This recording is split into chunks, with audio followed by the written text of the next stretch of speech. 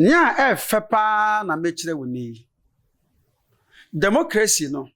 enye mayen abibifo no sa fatotim adi ntina enye mayen ya so we edin tinke soja memu no nkeye pa yetu o maga na mu yesese light esa kan twam moto twam ka akura daba vubu di twam red light traffic light no twam na moto pragia fo na ifon twam umso twam ko nti mraso di positive wa ya kada se lipa bebere senya agp we na abaya ke bebere nso positive mama soja fo nsa atade sebo obeta. There is great insecurity at Burkina Faso.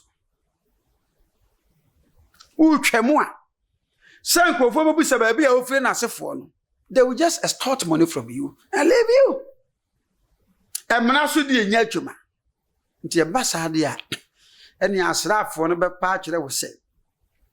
Se mo de democracy ba se mo huru so di a ene be chiwa si. Nti ye omo ye nje so mbeku no. So mbeku na nkomoku ndadaada. Ye nyina say omumpe na mamu no na ansanso na military be check that action no matombo ase a the surveillance edi wachi ache etieti mamufo na hotimamufo na dwena ansana military no be that code cha no edi achi ache nti wo mo so chia fana aha too much GH so na mosomfo na ama owusu amini modi ehia na ensem adika de ekoso wo man mu a huhia se epe ohonsem eka na mede eba besomo na sane yenim no Joda we ya beto just say Burkina Faso ye no mo to share at the northern part of ye man yimu a soldier for di chrono so de fen kudita bi ebi etime si ewo ho na esiwie ye no ensem no se na eboboba no ya kwa etse de se ahwe bi eba ewo amaya hodo aka no yafa isanse nche bia na gini so de eba ye wonsem so baasa na we na anam so ama security expert biom so say executive director for African Center for Security Owura Paul Boatin de betu dwa se ya kwet se de be se afi 2030 se bibima aka ewo Africa yi a ewo mu no wo mo anya ahwe yi a betimi aba se ebibiman ye besan asan yechi de akọ asojafo amemwo mu de fe ni military rule no ebiem se na nyama keka kono amanfo egidie free democracy ke bi mami ke bi amemwo no mu ntisi anya ahwe yi a ebetimi akọ abanisa na se wo man Ghana ye that's wo ke bi mami ke bi amemwo mu na Burkina Faso so wo ye nsuro ha se ya no ye hwe se womo kudita na aba mo man so betimi aye threat ewo ye man mu ana se yen yasum de ekra ye na fitete enti de se na ekra mu sa na ekra mu aye de bekwa akosi da afebo enu nti ene ya be hwemu ewo ha ye ne yen papa ye sofopeni awoda Hope Generation Chapel and Hope Generation International Ministry ano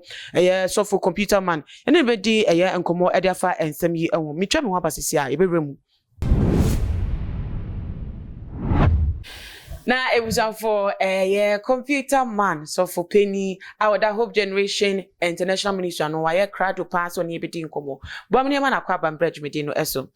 so for ma kwa bo ya emo so ya emo chere sen oh just say majo prokope so ma bi me pronounce mo no bekasa ya emo okay mo they say ya just twi kasa no twi okay yo yen hwe ensem no na na krampo no so obi epe we chira kwan obi pese counseling empaibo bi say wate computer man ohun say wo ye nyame adwuma kon kan de ma o pese ono so ni nyame nyi ehia kwan be so eno betimi enya wo asofo de mempe bi adamfo na me number me de tu bia se obi penyansasem and obi pe amamaresem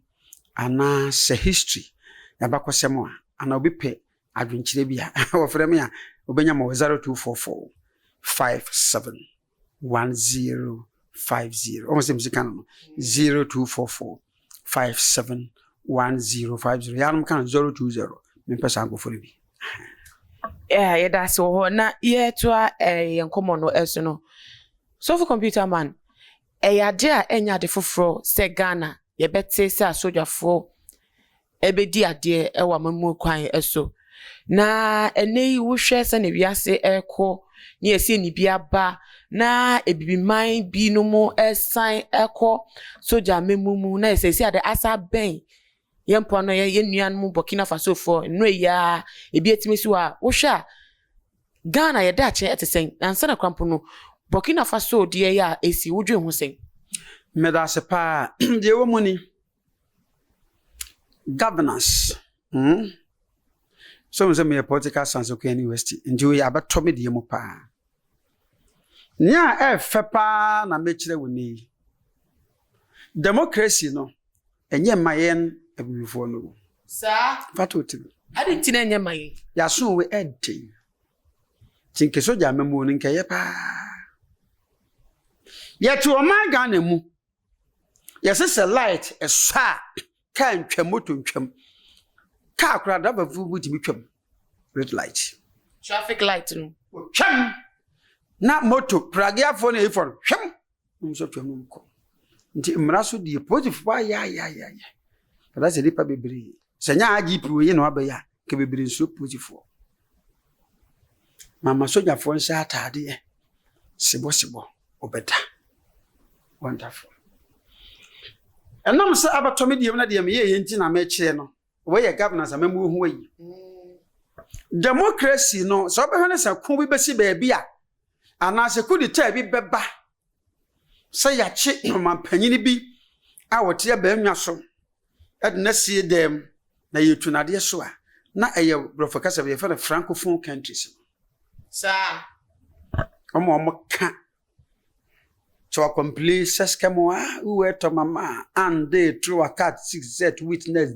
ne gifts for no womana womoka saka santi so omo so ne du mebia ya na womo ntia se wo democracy no ya na sabi akeche kakra sa yiti ne koba ne sa ye ne na nansen say francophone country French country bin so mo che omo president sa edno esie dem gini de ya mo ama wi ache obi akwa no so mo so wa ama wi ache wona ko swai ya o interim president sia eno ho asem ko e ho ya kusi ne Burkina Faso ade na bema ya che the sitting president edna to them edna sie a man house arrest and now say about the custody of the military wa bra ye wo democratic rule we shimono na I serve a claim on a dozen and a monopolistic act a more menkwa me kan kabi a more aye mampinino me ready me follow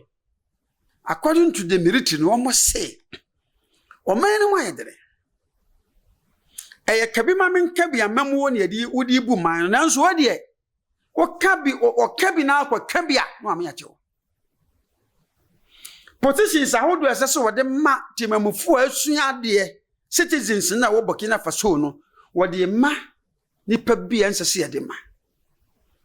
saade bi ne be hunu democracies no democracy no me mistake democracy ayi wo mu no it goes with opposition ideas. Yawa Ghana hayi enkrofo aboa ma his excellency na do nanka kufu ado mamu koso any oppositional parties no especially the NDC womu na boa sa papa no be kwaya so ma monija be de na ho aba na so what you say ebrebi edumebi no NDC for your allegation say ekwanye sikani ho na president back out was this year is year of roads one can go onye nti wo mu na mo bo ne chima ne kasa eti wo mo wo ha eboa that is democracy but where the na ba ye Burkina Faso no according to sources no wo mo say wo ye police na abahu bibi na enye na aba kire wadwen wo mo ha ni abechewo wo ye soja ni nko ya ni achewo wo ye journalist na abetena TV so radio so ba kire wadwene se de Ghana e kire ya ni abechewo no se there bi afa wo mani mu no sika ho ayedene nti amabokina fa sofo no fa anwo o mutimi nto ade a ye ton no 10 sefa no okoto ne na ade nchi na kotete sefa ade ye 100,000 sefa na ade nchi na kotete 30,000 sefa corruption ekoso wo manum judicial system very weak. There is great insecurity at Burkina Faso.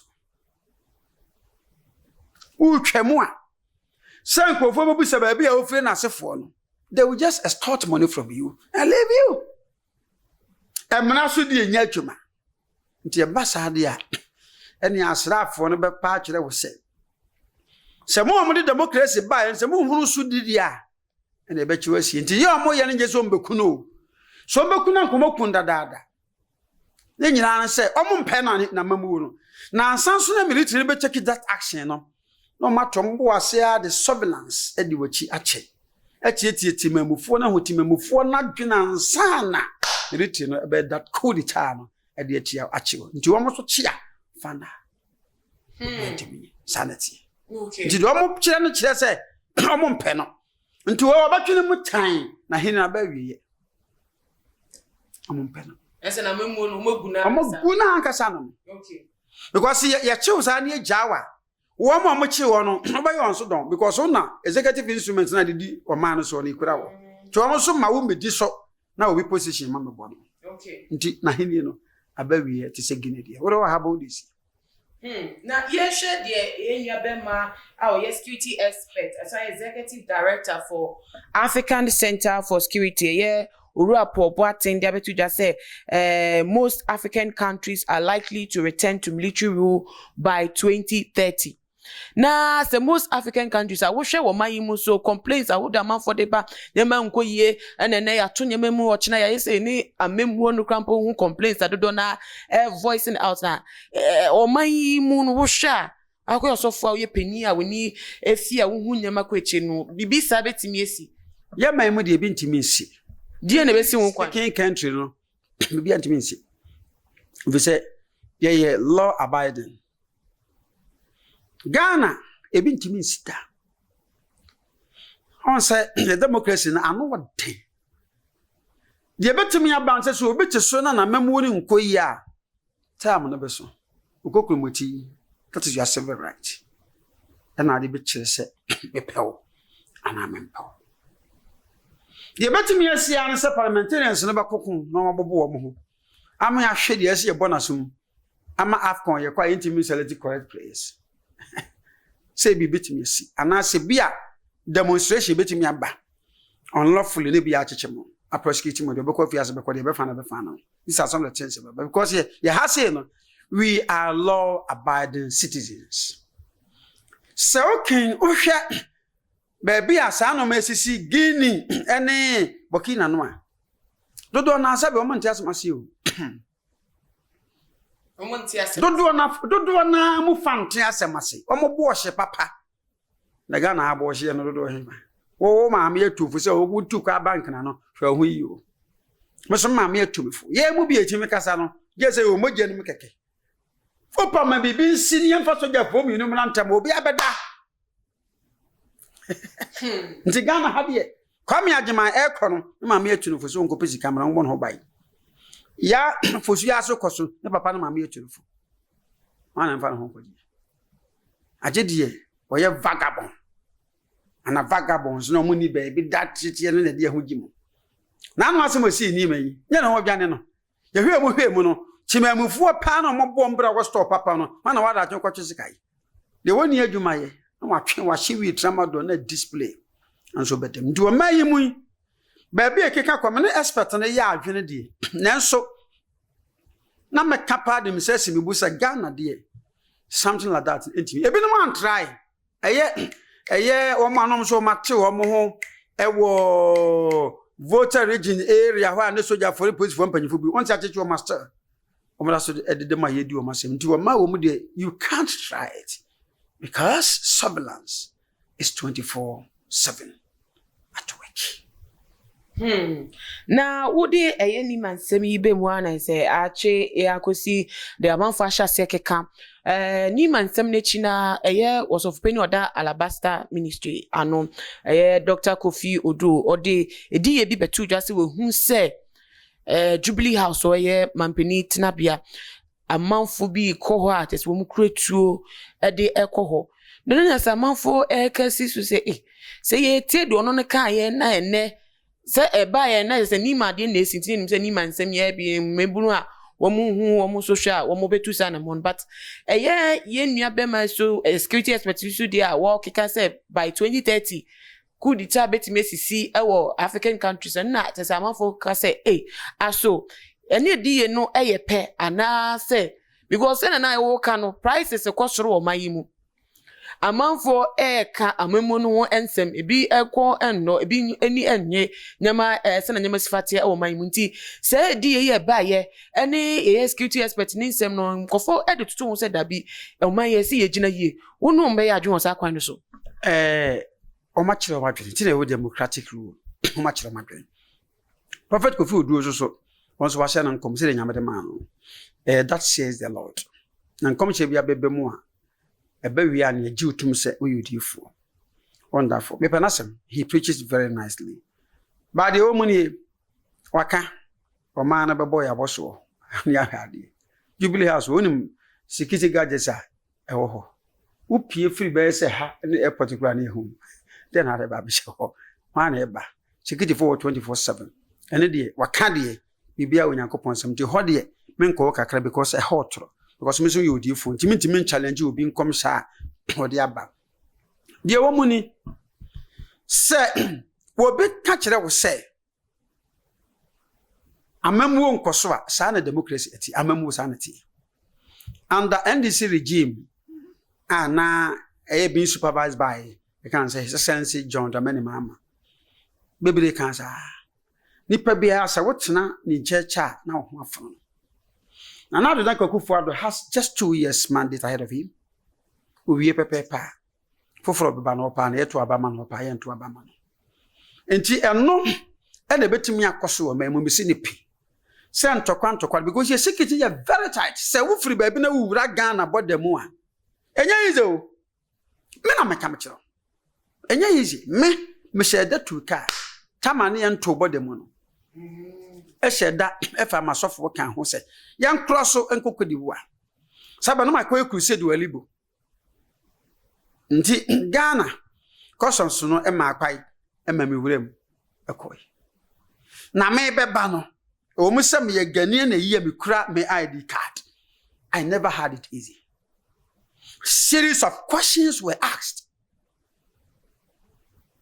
Yeah, the machines fa me ho ye bo me search hwe bibia ekura machines e hwe wuram na sefo wi ya nam say yes we shada na hwe enu achi basin ko Togo twemu ye enya ize Burkina obwa ba bia ye bodda sigo bia no obi ka kire we say eye week ya obwa. The security is well threatened in this country. Hey, IGP could have found one of the idea. On some cause some man for the from. What are you talking about? Yes, your woman ye papa binti min sit that. The papa koswakasa no many more than because I na Ghana for yet ye. A more than so pass see I'm not drunk of for pieces here. Obobia very papa. Hey, your excellency no. Okofi papa they are atun nsem kika. Eye Ghana yakasa abrofo no ye din na obi ache na dwen ba Ghana yakasa mo and this better so mfie nwotwe yakasa ya nti sa odi be ye obi ne ade che ne be ye nti se ne omo kasa for under MPP a omo kasa kokromotie no na be chenji kokromotie no ho nti no 2030 se baba se could it betimi aba Africa countries Ghana is out. Me na me say simple kase Ghana. Oh, ye ni free one. Oh, not one more say aben say ye kura no muntu ahye wo no so no ye bituna fa so motimi akosa so we de ye nkura to nchen ye bambo no de ye boy ho ban ye wo bambofo ho e wo madwuma ye ka se ye nyie ni a menya bambofo nye bambofo ndi wi wani ye wadwuma mso nya madwuma bambofo no ho me say so ko northern region from Paga ebesi sandema ekowa efa ekowa anom na sefo no tamalinum na sefo na wonim security e adwuma ho police car ni military nemu 24/7 woti ha o southern Ghana ha na obi kasa the security is well tightened bushes na sefo nyina you see security personnel Malay ambush. Try it and see. Ghana, our security is well tightened. Yo, for ye better was say, also o kakrawa o diaka and semi na ye kwe final words na safa o number ni 2 BMs will be anti if tasena no with me afefia. Final word or words and say. O may ye jina ye pa bambum. Mama yen kansen bin IGP abamumu na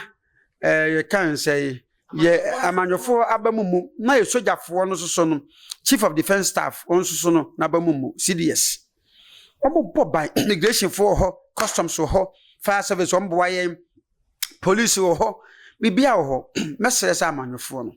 say ye kan sem bia ye nkire se de tie bibia nsi amanyofo kwan so bia be kire na dwene na mo atem didi ye nyim firim